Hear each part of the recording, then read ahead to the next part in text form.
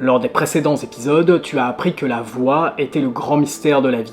Ce mystère montre à qui veut bien ouvrir les yeux que la création suit un plan fait de cycles et de lois, que le hasard n'existe pas et que les êtres et les événements sont liés entre eux par de subtils fils appartenant au maillage d'un dessein céleste.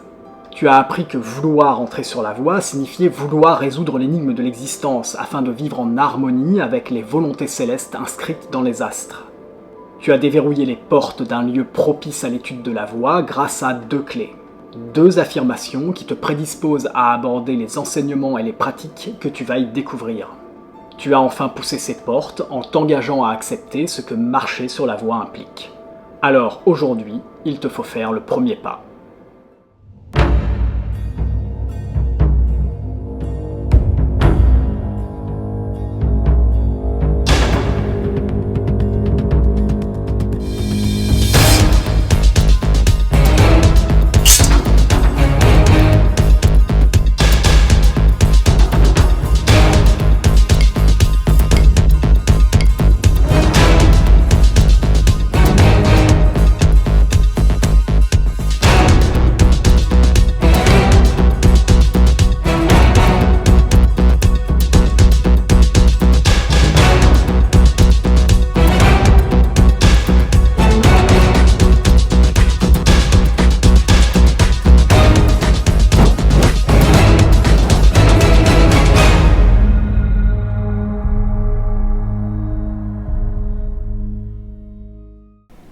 Le premier pas sur la voie doit être léger, car tu ne peux entrer dans un lieu d'étude de la voie chargé de ton quotidien, de ton vécu, et même de ta conception de ce que tu es. Il convient de t'incliner pour le faire, et cela en signe d'humilité face aux forces de la vie, aux lois qui la régissent, à la sagesse qu'elle nous enseigne. Comme si tu entrais dans un sanctuaire, ton premier pas doit traduire le respect que tu témoignes aux générations d'hommes et de femmes qui, avant toi, ont parcouru la voie. Nul besoin de te préciser que ton premier pas doit être discret, silencieux, comme tout ton être d'ailleurs. Dans ce lieu que tu pénètres, il est dit que seul un profond silence peut nous permettre d'entendre les indications du guide le plus fiable que nous pouvons espérer trouver pour parcourir la voie. À ce sujet, ceux que tout le monde ici nomme maîtres te conseilleront très tôt de faire le silence en toi, de l'écouter, et en essayant commencera alors ton plus grand combat. Les assauts que tu subiras de la part de ton pire ennemi, dont tu n'avais alors jamais remarqué le vacarme incessant, seront effroyables à tel point qu'il te semblera impossible d'espérer le vaincre. C'est pourtant cela que tu es venu apprendre, surtout si c'est la voie des arts martiaux que tu as choisie. Tu es venu apprendre à te battre contre celui qui t'empêche d'écouter ton guide, ou si tu préfères ta boussole intérieure, d'entendre ce qu'elle t'indique. Si tu saisis cela, tu saisiras le sens du point. Sinon, ton parcours en ce lieu d'étude de la voie ne sera qu'une errance de plus dans un monde qui n'aura pas plus de signification que celui dans lequel tu vis à l'extérieur. Un monde vide de sens, où tu feras les choses par convention. Des choses mortes de leur absence de lien en toi avec le royaume des causes originelles. Les graines de tes actes en ce monde ne pourront alors qu'être infertiles, car en semant la mort, on récolte la mort. Les pas qui suivront ton premier pas pourraient s'avérer hésitants face à cette question de comment vaincre celui qui t'assourdit de ce qu'il croit, pense, analyse, juge, ressent et veut en toi. Il va falloir connaître cet ennemi, l'observer, étudier sa malice et ses tours, comprendre son raisonnement et déjouer ses embuscades, trouver ses appuis et lui retirer. Une fois l'ennemi maîtrisé, le silence sera d'or, mais nous n'en sommes pas encore là. Nous en sommes à ton premier pas, et ce pas, tu dois le faire avec conscience, intention et vigilance. Ces 3 mots sont les premières armes que tu vas devoir apprendre à manier. La conscience est une épée, l'intention une lance, et la vigilance un bouclier. Tu vas devoir apprendre à te servir des 3. Nous l'avons déjà répété plusieurs fois, la voie impose des lois à toute la création. L'univers dont tu fais partie est régi par des lois, ce qui engendre une organisation non hasardeuse de la distribution de la vie. Que l'on observe l'infiniment grand ou l'infiniment petit, nous retrouvons ces lois et cette organisation. Puisque tu entres dans un lieu d'étude de la voie, il te paraîtra peut-être logique de savoir que celui-ci n'est pas conçu par hasard. Il se veut être une représentation symbolique de ce qu'est l'organisation de la distribution de la vie dans l'univers.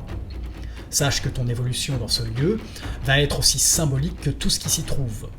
Ton entraînement consistera durant un long moment à aiguiser ta conscience pour qu'elle tranche le filtre de ta perception de la vérité et qu'elle pénètre celle du moment présent, avec tous ses symboles. Conscient de ce que représente le lieu, ta vigilance te permettra de respecter l'ordre des choses qui s'y manifestent et ton intention te donnera le pouvoir de prendre part intelligemment à la vie qui s'y organise. Ton premier pas doit prendre en compte qu'un espace s'organise en termes de direction et que pour que la vie humaine y soit possible, il faut la présence d'éléments naturels essentiels.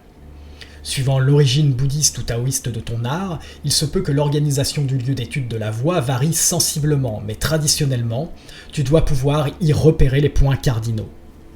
Au sud, symbole du ciel, tu trouveras le mur des ancêtres et des esprits vers lesquels se fera le salut général de début et de fin d'études dans certaines traditions.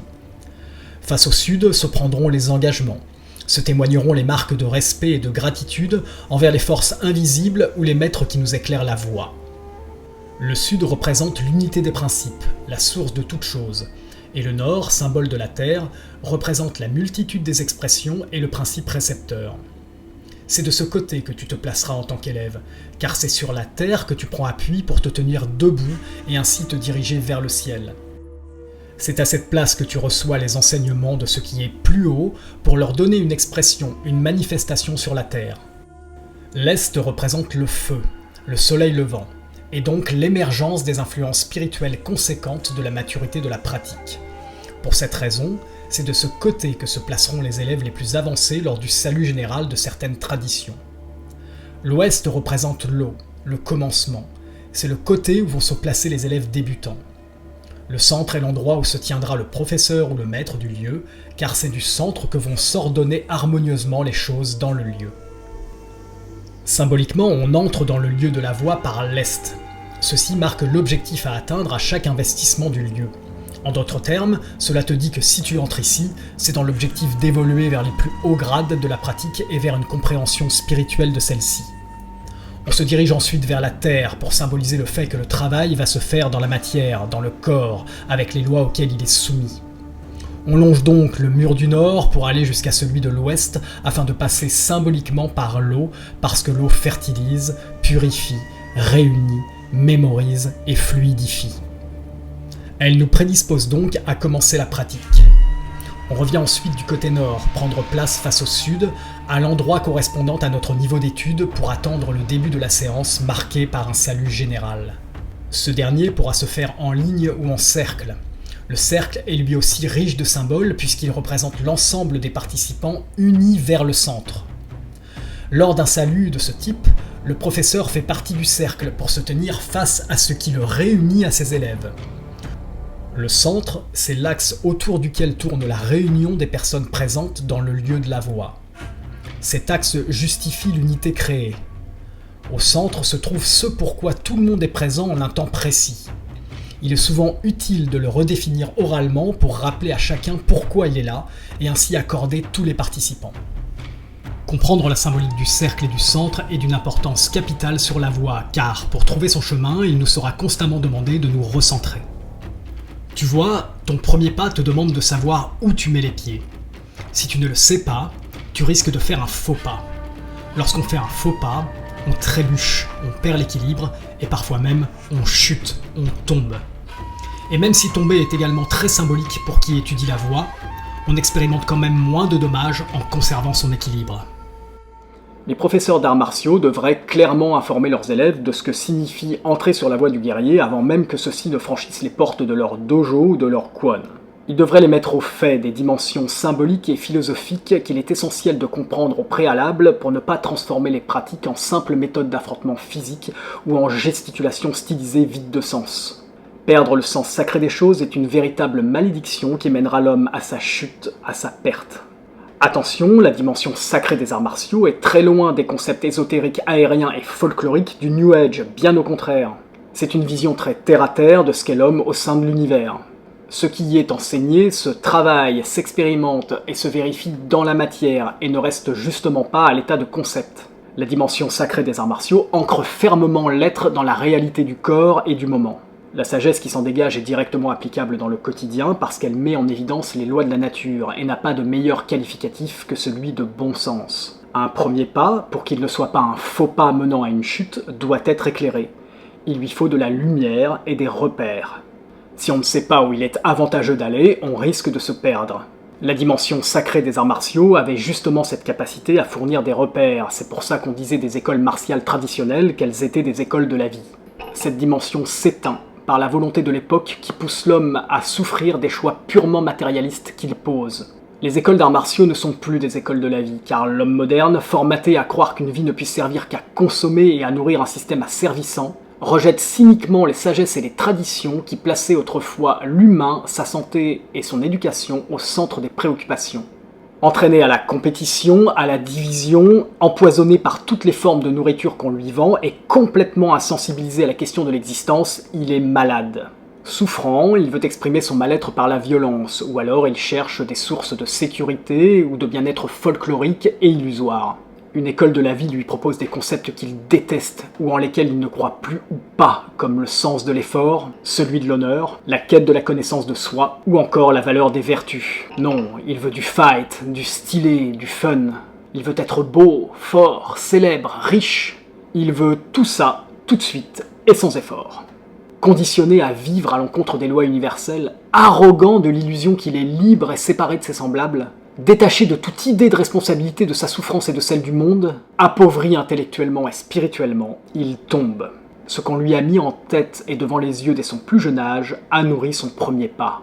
Ce qu'on lui a dit de lui-même et du monde a provoqué son faux pas. Et maintenant, il chute. Mesures-tu à présent l'importance d'un premier pas? Commences-tu à cerner ce qu'on est réellement censé t'apprendre dans un dojo?